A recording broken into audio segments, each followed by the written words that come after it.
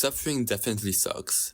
Whether it is physical or mental, everyone at multiple points in their life has experienced suffering. People may think that suffering is a really big word, but it is just feelings of pain. When you look at the title, you might think, what the fuck? Avoid suffering? How is that even possible? Just for the context of this video, when I say suffering, I mean emotional damage. the pain of getting hit by the car is definitely not avoidable. You might say, that's what you mean, and you're about to click off, but just stay for a few minutes. I know that this video will help you if you experience the same things I do, whether that is being affected by insults, jokes, or a terrible interaction, and you're just stuck on the cycle of thoughts, just thinking about what you should have done, what you should have said that will make you look cool, what if they're right, and the cycle repeats over and over again.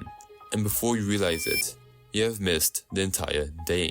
People saw you, blankly staring at the table, and looked like you were not conscious. You were so indulged in those thoughts that you chose not to feel joy anymore. First of all, I'm not saying that pain is just avoidable. You will definitely find bad experiences and terrible circumstances. But that is just life, you know. No matter who you are, where you're from, or who you're with, you will always come across pain. You cannot simply avoid it. However, the one thing we can control is how we react to the event. This concept is also found in Stoic philosophy, where we focus on the things we can control. It is purely up to us whether we will emotionally suffer or not. Let me tell you an analogy. It is called the two-arrow analogy, created by Buddhists. So imagine that two arrows are moving towards you.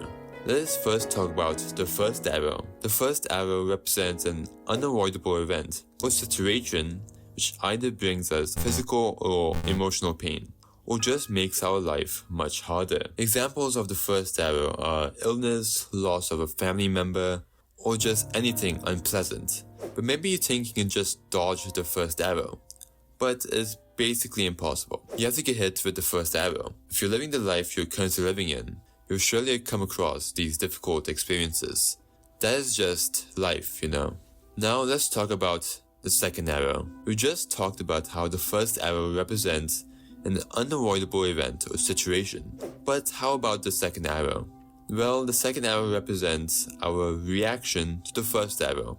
Here, we have a choice. We can choose to either get hit by the second arrow with more additional suffering, or avoid the arrow and learn to accept it and cope with the pain. If we choose to get hit by the second arrow, this feeling of suffering will only be prolonged. An example of the second arrow is what I talked about at the beginning of the video, reimagining the event, blaming yourself, which all leads to the cycle of negative thinking. So maybe the title is a bit clickbaity.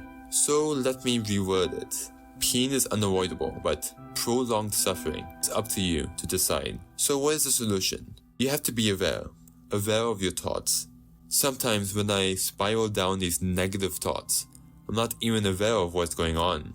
But you have to be more aware of what is happening, and then eventually reframe the situation. I'm not saying to run away from these thoughts, but merely observe and acknowledge them, since they are natural, but don't fall into them. But the real question is, do you want to get hit by the second arrow?